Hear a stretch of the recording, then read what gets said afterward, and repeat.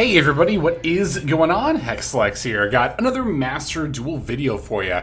Coming at you with Dracotail, finally coming back to this deck. Feels like it's been a long time since I've played this one, but definitely want to explore it now that the new branded support is here. Didn't open Fallen of the White Dragon in this hand, but we are going to see some of those branded cards later on.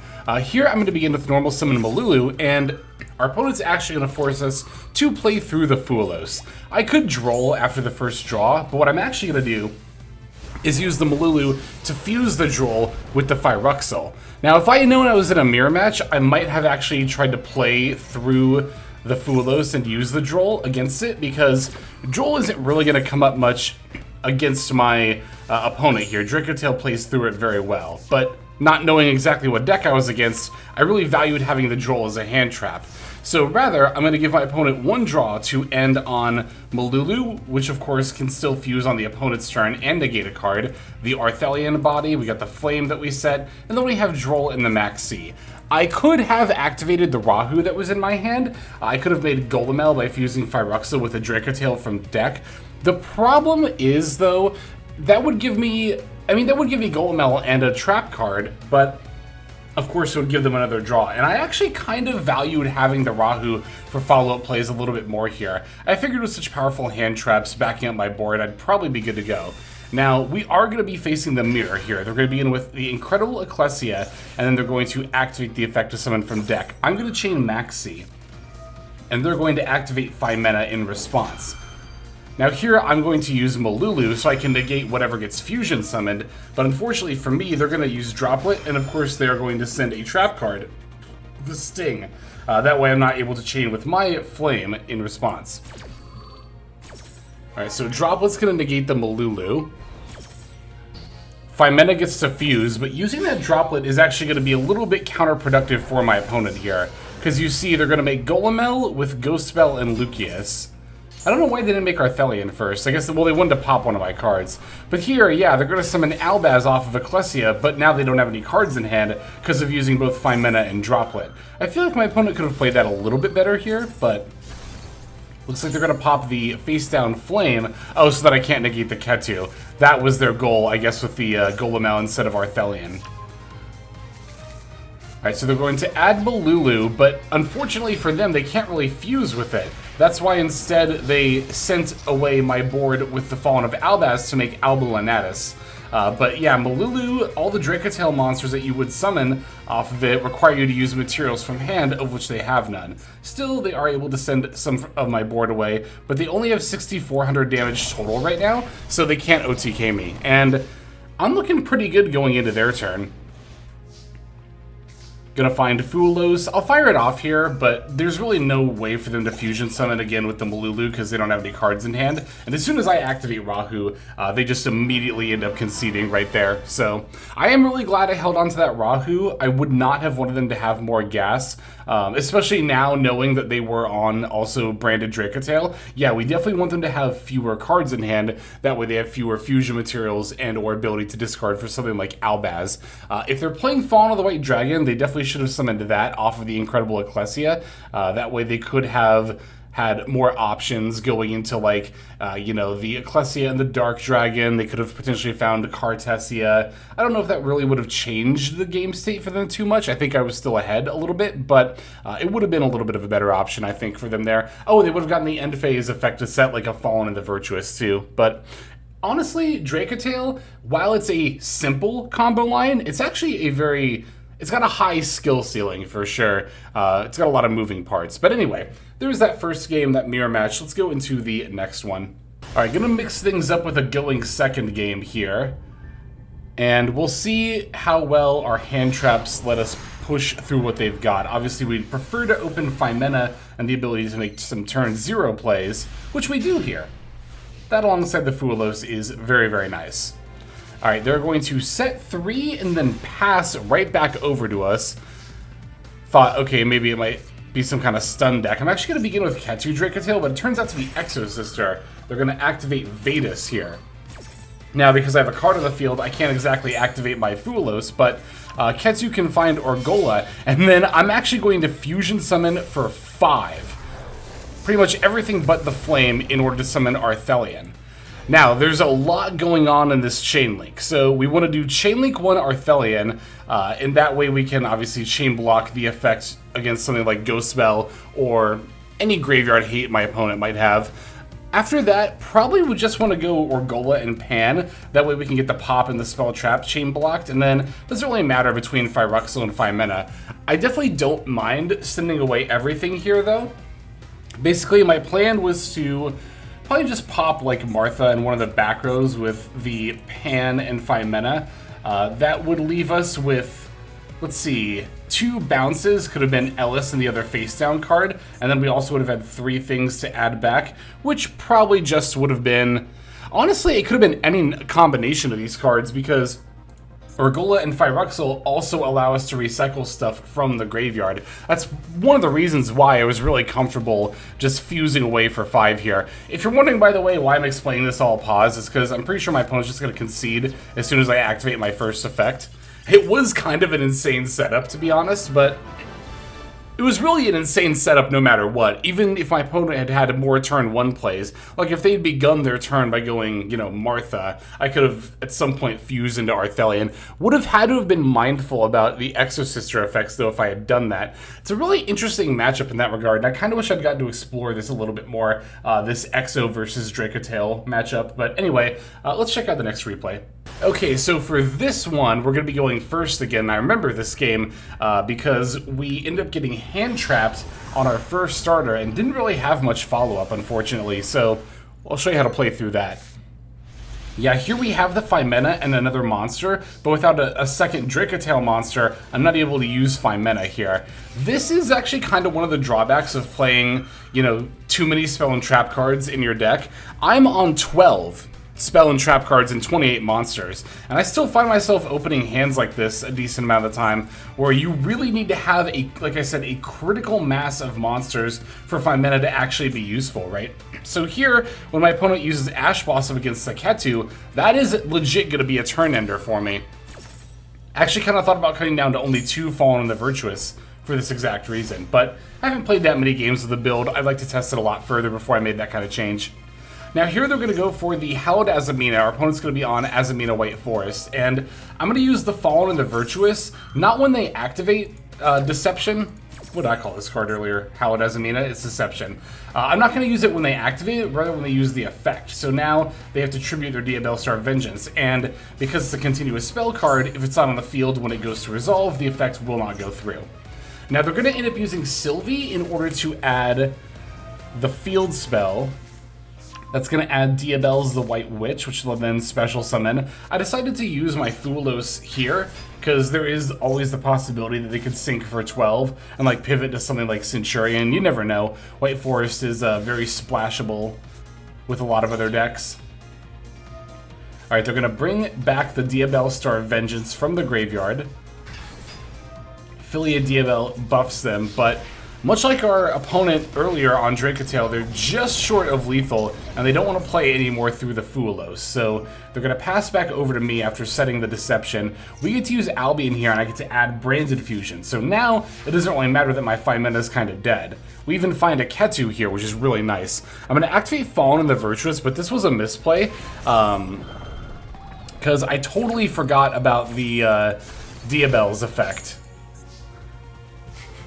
And I was so oblivious, too. At first I was like, oh, I guess, just thinking to myself, like, oh, I guess the Diabell Star Vengeance just can't be destroyed by card effects. Okay, whatever. I'll, you know, Ketu Dracotail, add Pan, fuse with Phymena and Pan. I can add them back, and then I'll just use Pan to pop their Poplar here.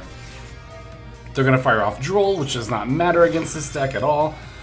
Again, this is what I was thinking, but of course my plan to pop the Poplar didn't exactly go through because, again, Diabell's. At that point, I finally read her and was like, oh, okay, so... I mean, what can I say? I'm a Yu-Gi-Oh! Player through and through. Anyway, we're going to set Rahu and Flame. They're going to use the Poplar effect when I go to use the Ecclesia and the Dark Dragon, which will let them go into the Snake Eyes Vengeance Dragon. This does have the ability to push one of my monsters into the back row. I'm actually really glad they ended up using this effect right away, because I was really worried about them trying to disrupt my plays later. Now I can just chain the Femena, and then I'll fuse the Arthalion with the Pan before they have a chance to push it into the spell trap zone. Now I can not only have Golemel at the ready, but I can also have the Arthalion to bring back here shortly. Can't use Rahu anymore because I no longer have any monsters in hand, but I do have the Brand Infusion still. So we'll make Albion, sending Fallen of the White Dragon and Phyruxel. Now Phyruxel gets to activate, and the Arthalion does as well. And of course we can use Golemel to pop the Snake Eyes Vengeance Dragon, because we're putting our Dracotail effect at the end of our chain link here. Alright, so Arthalion gets to revive. I actually should have put Phyruxel at the end, because Arthalion could have gotten Ghost Spelled there, but it's not the end of the world. Alright, Albion's going to fuse, and I'm just going to make Chaos Star Source Dragon. That way we can easily pop the rest of our opponent's board now that Diabells is no longer on the field. We already know the face down card is Deception, so that's not a threat to us, and the last card in my opponent's hand doesn't seem to be a relevant hand trap. So there we go. Alright, got one final replay to show you, and then we will move to the deck list and finish off. This is going to be another brief replay from what I remember. It feels like Dracotail games, at least mine in this play session, were all really short.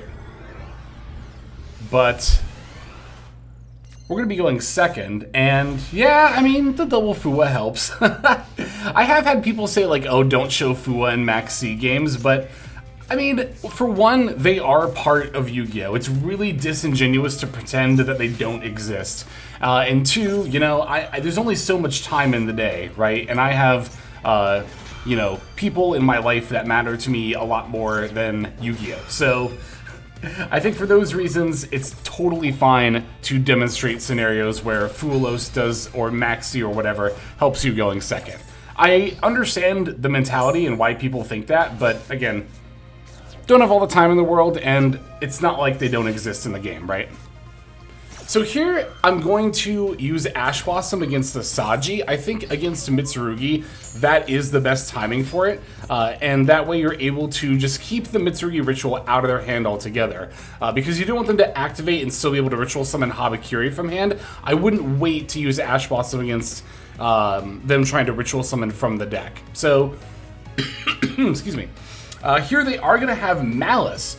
Mitsurugi Maliss. I don't know if I've seen this one before. Maliss P White Rabbit's going to set the TB11. They got another face down, and then they'll pass right over to me. As you can see, our hand is pretty stacked here, and the Cartesia only makes it more so. We're going to go for Incredible Ecclesia and then activate the effect, and unfortunately that's where my opponent conceded. I guess they decided that alone wasn't really able to, you know, they weren't able to play through that. Which is kind of rough. I mean, for a content standpoint, obviously I would have preferred to have played that out, but what we would have done, basically summoned Fallen of the White Dragon. That would have pulled our second copy of Ecclesia out of the deck. Then we could have special summoned Cartesia at any point, because obviously Fallen of Albaz would have either been on the field or graveyard. I mean, you can see what we have, right? We have Malulu, we have Rahu, we have plays for days. It would not be difficult at all to build a lethal board here, like starting with Arthalion and then just moving on from there. But that's pretty much going to do it for the gameplay. So let me show you the deck build and we will finish off. Okay, here is the list for branded Dracotail. So as mentioned, we are playing some of the new cards, such as Fallen of the White Dragon in particular, as well as the Fallen and the Virtuous, both very excellent tools for this deck. Yeah, Fallen of the White Dragon in this kind of build will not lead to Dracotail plays by itself, but of course you can always still, with any Dracotail monster, use Fallen of the White Dragon, pull an Ecclesia out of the deck, Synchro Summon, and then go into Cartesia, which can then fuse with any random Dracotail in your hand, and then you can start making some more plays. So it is a really, really good extender, and by leading with Fallen of the White Dragon, you'll often bait out hand traps, because obviously people will probably assume you're on branded and use their hand traps against those plays, which is the correct move if they don't know you're on Dracotail, but yeah, multi-engine decks are always really good for that. And really, if you lead with the Fallen of the White Dragon, the only things that you lock yourself out of, like at all, are the Golemel, which is level 7, and obviously Vert Anaconda, which is a Link 2. But everything else is a level 8 or a level 8 fusion or synchro monster. So not a lot that you're losing out on by beginning your plays with Fallen of the White Dragon. Got 2 copies of Ecclesia, the Virtuous. I really like having 2 copies because she's also a starter in that regard, right? You can summon Ecclesia, tribute, go into Fallen of the White. Well, not a starter for Dracotail plays, but a starter for at least some amount of plays. And not only that, but she's really, really good going second with that special summon effect. Doesn't activate, so it's a really good way to begin your main phase 1. And of course, also going second, you have the option to go into Fallen of Albaz and start breaking their board with that. Very, very good card.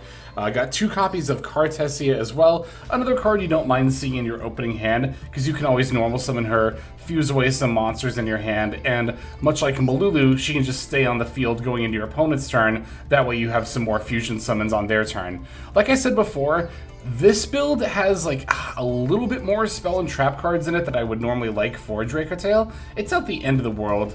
28 monsters is still pretty solid, but I have kind of considered cutting one of the Fallen the Virtuous, or even Dracotail Horn I think is really optional. I feel like Sting and Flame tend to be the better trap cards, so if you really want to play more hand traps and just more monsters in general, you could cut a couple of these in theory, and I might actually end up trying that at some point.